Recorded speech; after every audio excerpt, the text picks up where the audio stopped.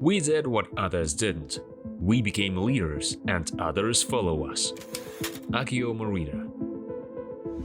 It's challenging to find someone in the world who has never used a product from this legendary company. Televisions, cameras, camcorders, laptops, smartphones, e-readers, and that's not even a complete list of products that have earned the trust of both consumers and professionals. Do the names Walkman and PlayStation ring a bell? This is the company that brought us Spider-Man, the Da Vinci Code, James Bond, and even the Smurfs. Yes, it's them. Sony, the world's largest corporation producing high-tech electronics. As the Japanese would say, trying to find something original at the core of this company is as futile as running numbers on running water. But have faith, the history of Sony deserves close attention.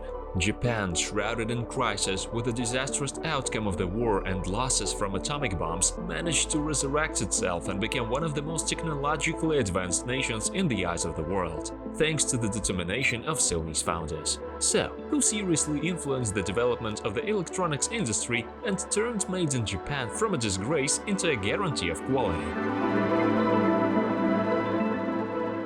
This is the story of Sony. A fateful meeting. Any brand starts with determined individuals who are not afraid to create something unique. In this story, these people were two physicists, Akio Morita and Masaru Ibuka. Akio Morita was born on January 26, 1921 in the city of Nagoya. His family had been involved in the production and sale of rice wine, sake.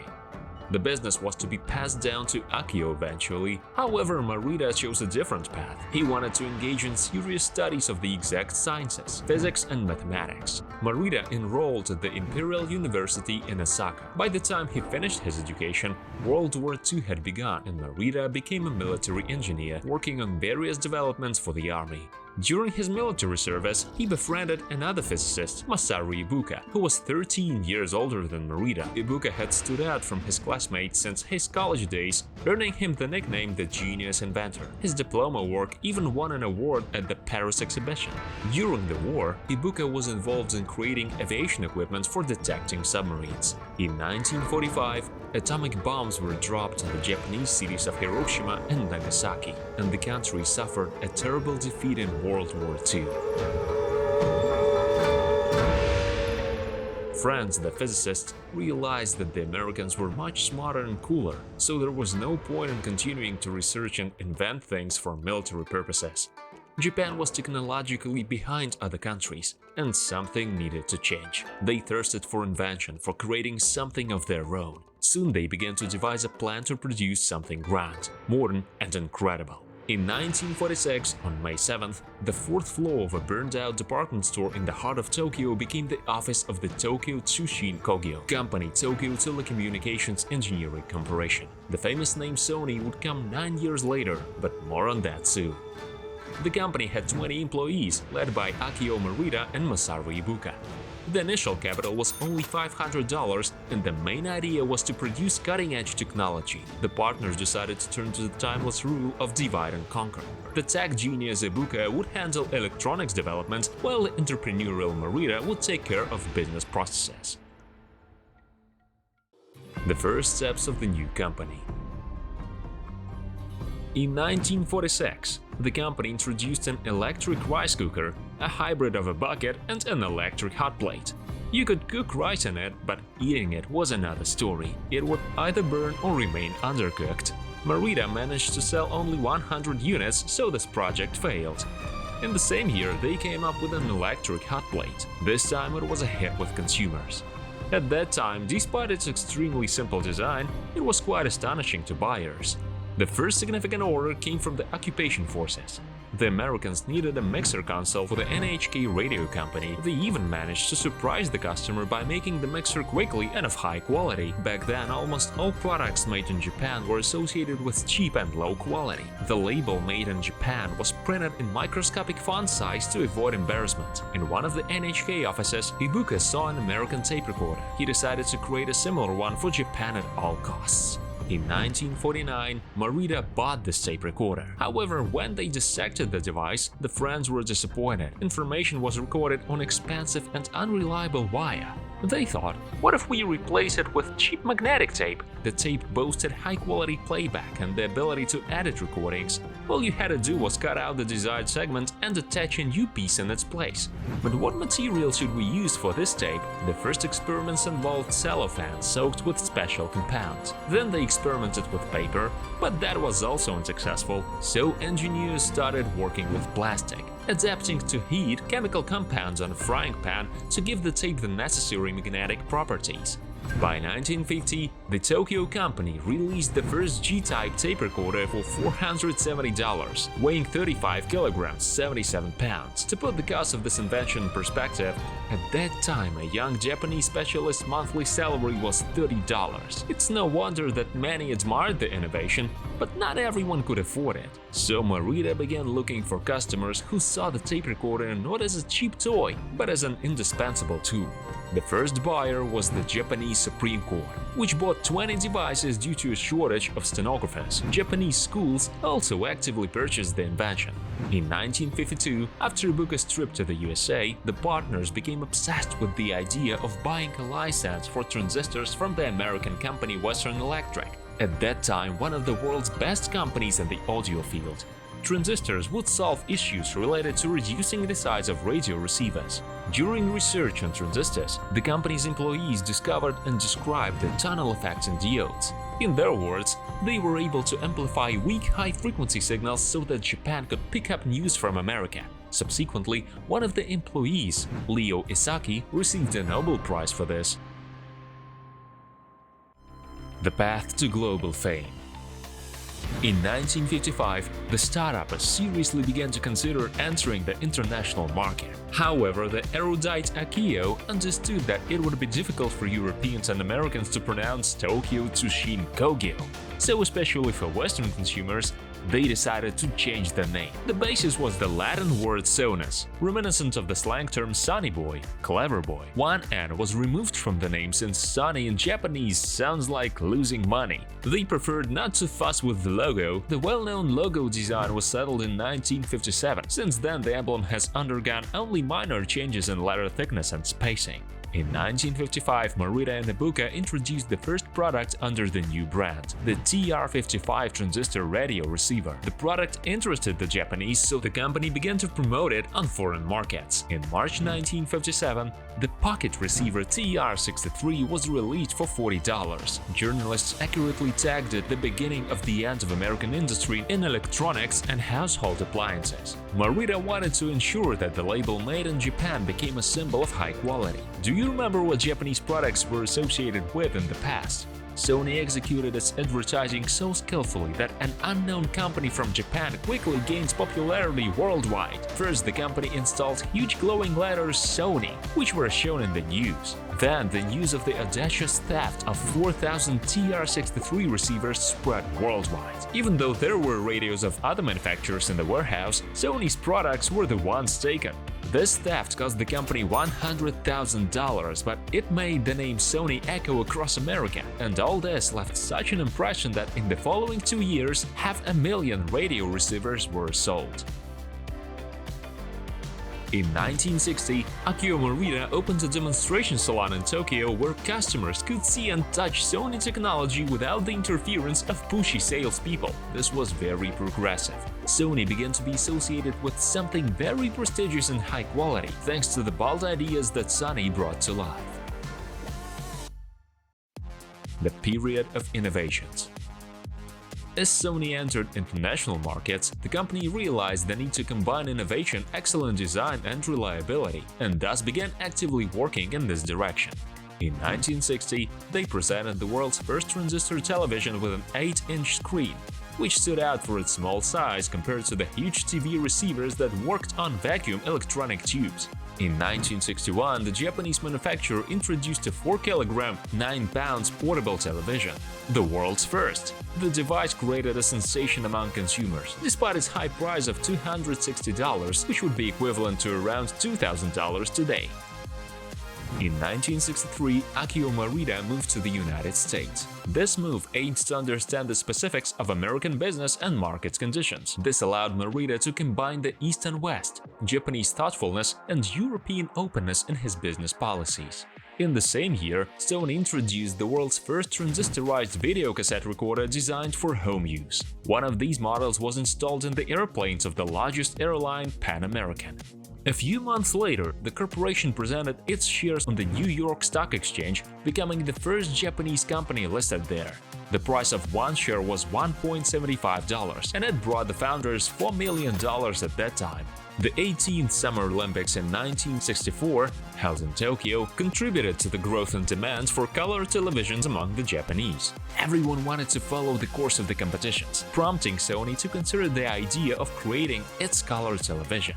4 years later, in 1968, the company introduced a 12-inch color television. It easily outperformed any other color television in terms of brightness, color accuracy, and ease of use. 4 years later, Sony received an Emmy Award from the National Academy of Television Arts and Sciences for this innovation. The company began opening branches and enterprises in the United States, the United Kingdom, and Germany. Factories and plants were built, such as in San Diego and Bridgend, and the number of employees grew.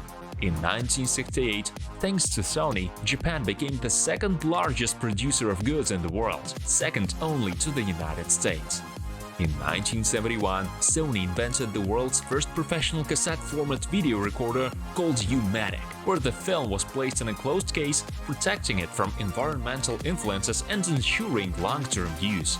The width of the magnetic tape was exactly 3/4 inch, 19.05 mm, and the recording time was 90 minutes. Such cassettes made it possible to broadcast events from the scene using portable video cameras and video cassette recorders. The automaker Ford was so impressed by this innovation that it purchased 5,000 of these devices for recording training videos for its employees. Due to the fact that the price of a U-matic format video cassette recorder was $1,395, which most people couldn't afford, Sony introduced Betamax in 1975, a video recording format for home use with improved image quality. The cassette size was reduced by almost 1.5 times, and the recording time was 3 hours and 15 minutes. It was with the release of the consumer cassette video recorder that the era of home video began. In 1976, Universal Studios and Walt Disney were furious. Because of the possibility of brazen and illegal copying of films, film companies would start losing millions in unearned licensing fees. So they filed a lawsuit against Sony. Essentially, it was a violation of copyright, and it seemed that Sony was aiding it without any remorse. Legal proceedings lasted for 8 years. Finally, in 1984, the court ruled that videotaping couldn't be considered a copyright infringement, and Sony won. However, the Betamax format, due to low compatibility and the high cost of VCRs themselves, was unable to capture the market, yielding to the VHS technology from the American company JVC. After this defeat, Morita's ego suffered significantly, as he had fought so hard against the Americans, and in the end, it was all in vain. The impact of rock and roll. With the advent of rock and roll, people began to listen to music more often. Morita often observed how people would listen to the Beatles, Little Richard, and Elvis Presley from morning till night, although he himself preferred Beethoven. Have trust, this information will come in handy later. Music enthusiasts bought expensive car stereo systems or took heavy tape recorders with them to the beach. That's when Morita realized that a convenient player allowing multitasking in sport activities would be in demand. Thus, in 1979, the world's first portable cassette player, the Walkman, with signature headphones was born. This allowed people to listen to music anywhere. One day, Morita personally handed a player to Sony's biggest fan, Steve Jobs, the founder of Apple. It's hard to believe, right? After all, they were each other's main competitors. And when Jobs disassembled the player down to the last bolt, he couldn't figure out how it was made. Competitors took 2 more years to create worthy alternatives. By that time, Sony had already sold 20 million players, and the company's popularity skyrocketed. Steve Jobs was indeed a big fan of Sony and even wanted to name the iMac Macman, imitating the name of the Walkman. Jobs frequently visited Sony's headquarters, studied the company's developments, shared his thoughts, and sought advice from specialists. He was particularly interested in Sony's cameras, so he suggested they install GPS sensors in them and wanted their laptops to run on Mac OS. Even when Jobs presented his company's developments, he enthusiastically invited Sony executives to the stage to showcase his innovations. One day, Steve Jobs said, "Everything I've ever wanted to do, Sony has already done." In 1982, Sony, in collaboration with Philips, introduced another revolution, the first compact disc. The disc had a capacity of 640 megabytes, which was enough for 74 minutes of music playback. This was not a coincidence. This capacity was sufficient for Beethoven's Ninth Symphony, which lasted exactly that long.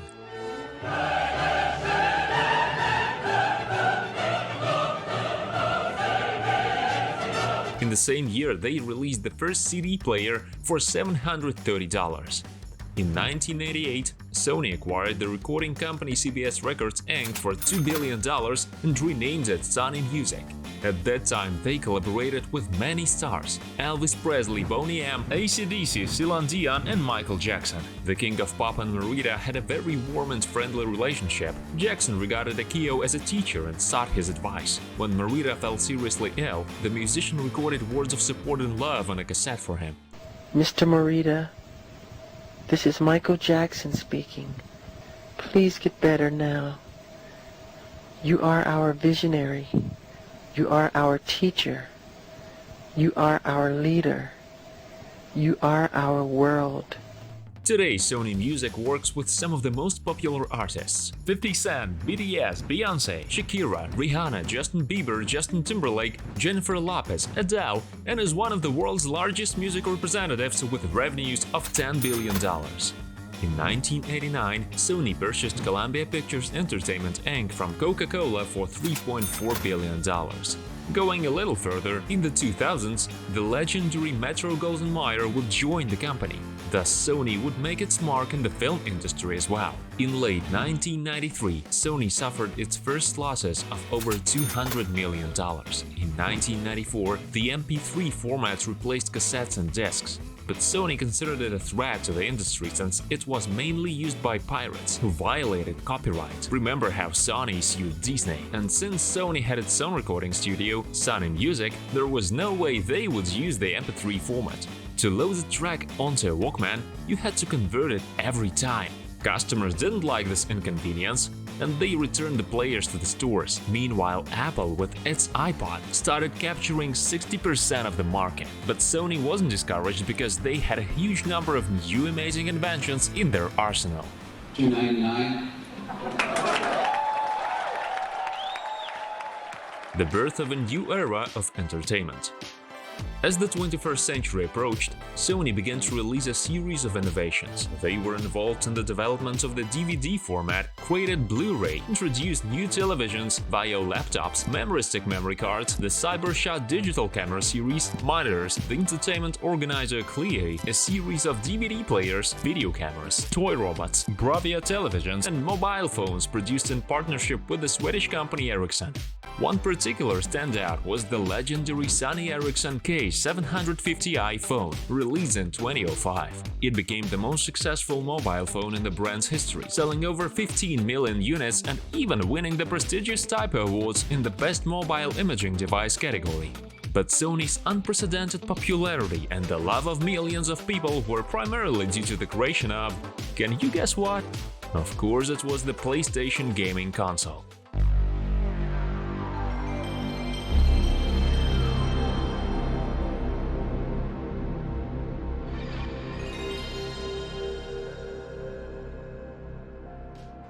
The gaming console, introduced in 1994, marked the birth of a new era of entertainment. It sold 100,000 units in the first week alone. Sony even had to go to court with Nintendo, the creators of the iconic Super Mario game. Initially, the two companies announced a joint project to create a CD player for Nintendo, which was supposed to revolutionize the home gaming system industry. The project was led by Sony engineer Ken Kutaragi. At the same time, Nintendo was looking for a contractor to create an audio system for its console. Kutaragi offered his services secretly from Sony's management. When his superiors found out, they didn't fire him because the Japanese engineer had created a chip that provided excellent sound and revolutionized the gaming industry. The success of this project marked the beginning of close cooperation between Sony and Nintendo. The devices of both companies were combined into one console called the Nintendo PlayStation. Notice the space, which was supposed to support both discs and cartridges.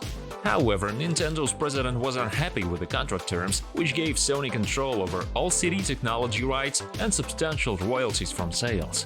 In secret, Nintendo turned to Philips for CD technology, which Sony saw as a betrayal. Hurt by this action, Sony decided to enter the gaming market independently and introduced its gaming console, the PlayStation, without a space, for $299.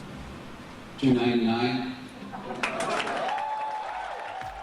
Due to the absolute similarity in names, Nintendo filed a lawsuit against its competitors but lost. Even the Japanese Sega, the Chinese Dendy, and the American Xbox couldn't compete with the PlayStation. It became one of the most successful gaming consoles in history, with a total circulation of 130 million consoles by the early 2000s. In 1997, Masaru Ibuka passed away, and 2 years later, Akio Morita followed. At the time of their deaths, the corporation's revenue exceeded $500 million per year, and Sony's value was estimated at $122.6 billion. In his book Made in Japan, Morita admitted that meeting Masaru was the best gift fate ever gave him. Their creative partnership, which lasted for over half a century, brought Sony to the pinnacle of success, surpassing even the then-dominant Coca-Cola company in popularity. Is Sony dying? Unlike the 20th century, the new millennium was not as favorable to the Japanese manufacturer. Sony was forced to reduce its share of global sales in all types of electronics. This was influenced by the emergence of competitors in China, South Korea, and Taiwan, which had cheap labor. In addition, the new management was more concerned with reducing expenses, increasing the volume of produced technology, and the growth of sales of already invented products rather than creating new ones. In 2011, a powerful earthquake in Japan paralyzed production and caused huge losses for the company. In the following years, Sony had to sell its 37-story tower in Manhattan, earning $1 billion from it, reduce its workspace from 160,000 employees to 117,000, and sell its Vaio laptop division. The value of Sony's stocks plummeted fourfold, and just when everyone was ready to bury the Japanese giant, it revived, showing over $70 billion in profit in 2017, all thanks to its trump card, the PlayStation, which never lost its popularity. Additionally, Sony managed to buy out Ericsson's share and began producing its phones under the Xperia brand. Today, Sony is one of the largest corporations with a revenue of $85 billion in 2022. The company's main profit comes from the sale of gaming consoles, amounting to $26.54 billion per year. Since its creation, Sony has sold over 580 million consoles and 264 million video games. The company's main competitors in terms of revenue and product output are Apple, Samsung, LG, and Microsoft. Despite this, Sony continues to surprise us in the field of medicine by creating surgical optical instruments with 4K resolution and 3D capability. The company is also involved in researching the human genome, the biological information necessary for building and maintaining the human body. Sony is known for its commitment to environmental sustainability. For example, to charge a digital camera, you need to rotate its body, and for headphones, you simply extend the wire.